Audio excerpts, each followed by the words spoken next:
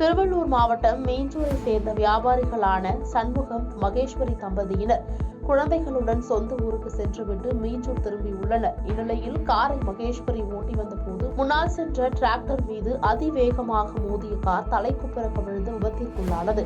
இந்த விபத்தில் மகள் கவிவர்ஷா, மகன் கவிவர்ஷன் ஆகிய இருவரும் பரிதாபமாக உயிரிழந்தனர்.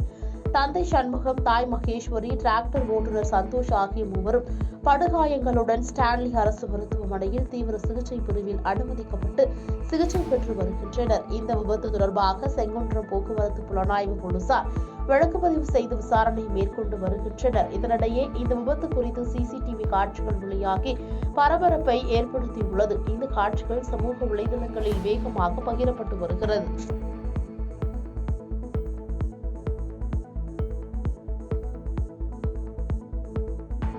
பாதகம் செய்பவரை கண்டால் நாம் பயங்கொள்ளலாகாது பாப்பா. மோதி மிதித்து விடு பாப்பா, அவர் முகத்தில் உமிழ்ந்து விடு பாப்பா.